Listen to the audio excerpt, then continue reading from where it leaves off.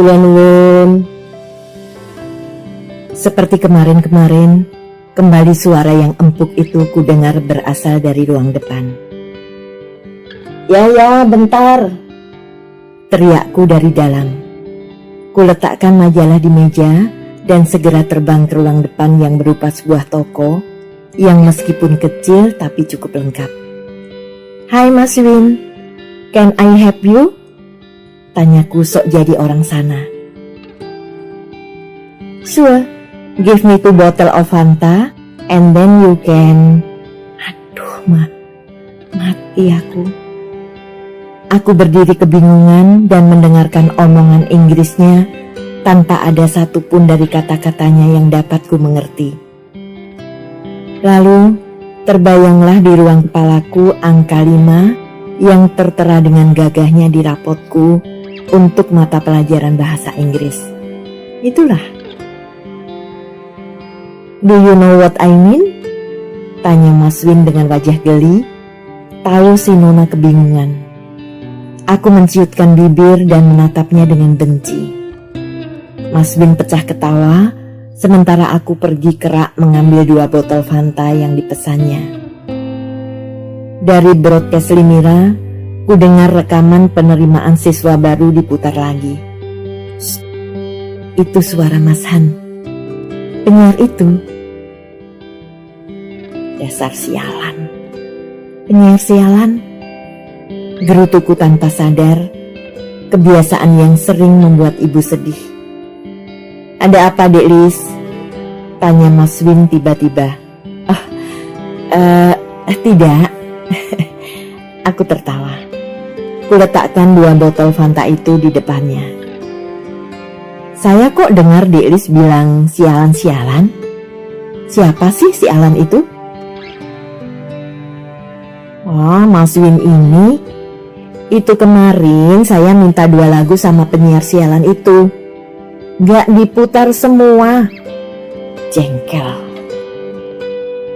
Mas Win ketawa lagi.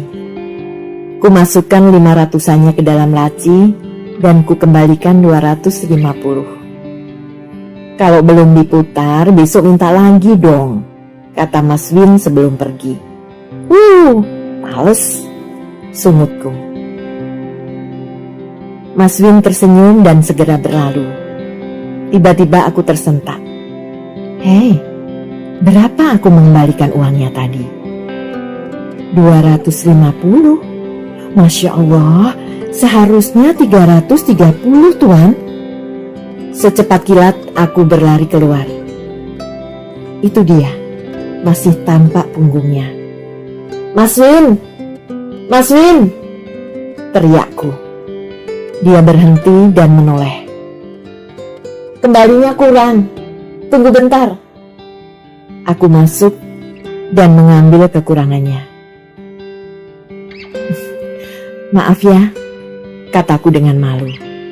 Makanya jangan mikirin si Alan terus ya Non, ejeknya. Aku mendelik. Mas Win terlonjak dan cepat-cepat kabur. Mas Win. Dia belum lama tinggal di Jalan Ketapang ini. Tapi karena pembawaannya yang ramah dan suka bercanda, dia cepat dikenal dan disukai. Sayangnya dia terlalu sibuk sehingga jarang berkumpul dengan anak-anak Jalan Ketapang. Orangnya tidak bisa dikatakan cakep, apalagi ganteng. Jauh. Tapi menyenangkan. Itulah. Atau mungkin hanya bagiku saja. Rumahnya di Jalan Ketapang juga. Katanya dia kenal kamu, kata Wiwi ketika sama-sama pulang sekolah di siang itu. Masa iya? Setauku di Jalan Ketapang gak ada yang bernama Handaka, sahutku heran. Dia baru sebulan di sana. Dan mungkin pakai nama depannya Win. Tiba-tiba aku bagai terbangun dari mimpi. Win? Sebentar. Orangnya tinggi, agak hitam, dan suka ngeledek. Tanyaku antusias. Tepat. Dan lagi, rambutnya agak ikal. Masya Allah, Mas Win, Mas Han, si Alan penyiarku. Wiwi tertawa terpingkal-pingkal hingga matanya tampak kecil seperti bulan sabit. Ingatanku segera melayang ke negeri Sakura, Sake Fujiyama. Sore itu tidak seperti biasanya. Dengan teramat setia ku ikuti siaran radio Limira dan tentu saja si Alan itu. Nah, dia bicara sekarang. Dalam radio suaranya agak lain dengan yang biasa ku dengar. Buat Dek Lisa di Jalan Ketapang yang kemarin belum sempat saya putar lagunya, nanti akan saya putarkan. Dengarkan baik-baik ya dan jangan marah-marah lagi. Lagunya nanti Child and Time dari Deep Purple dan Dancing Queen oleh ABBA. Oh ya, Mas Sen ada cerita lucu nih. Kemarin ada seorang sahabat saya pergi ke suatu toko di Jalan Ketapang. Penjaganya seorang nona yang manis, tanpa suatu sebab marah-marah pada seorang penyiar dari radio ini. Dan celakanya sahabat saya yang kena hukuman. Barang yang dia beli dinaikkan harganya sekian %. Terdengar tawanya yang lunak, enak didengar. Si Alan yang sialan. Aku sibuk memaki-maki dalam hati. Sahabat saya, moyangmu. Coret-coret yang kubuat hampir jadi. Kutatap langit yang biru dengan mega-mega putihnya. Melati putih, mawar merah.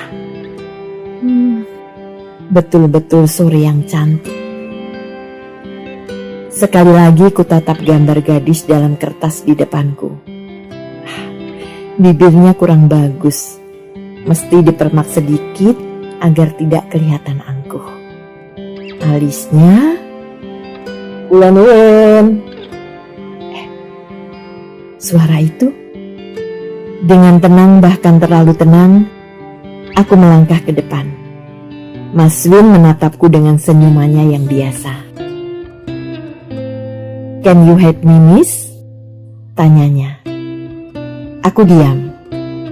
Kulipat tanganku, lalu kusandarkan tubuhku di pintu dan menatapnya. Ada obat nyamuk, Dek Lis? Aku masih tidak menjawab dan masih menatapnya. Dek Lis, katanya kebingungan.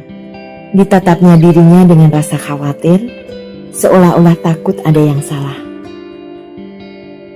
Hampir tidak dapat menahan ketawa aku melihatnya. Dek Lis, ada apa? Kenapa menatap Mas Win begitu? Diguncangnya bahuku dengan heran. Diulurkannya tangannya hendak meraba keningku. Kutangkap tangannya dan segera kulepaskan kembali. Diamlah, kataku. Aku bukan memandang Mas Win, tapi sedang meneliti penyiarku yang sialan. Baiklah, aku pun sedang menatap nonaku yang manis dan suka marah-marah. Katanya dengan tenang menatapku dengan matanya yang membuatku, aduh mak. Aku cepat-cepat berbalik dan pergi ke almari mengambil tempat obat nyamuk. Cap apa Mas Win? Tak kudengar jawabannya. Aku menoleh dan terkejut mendapatkan dia masih menatapku dengan matanya yang hampir-hampir membuatku pingsan.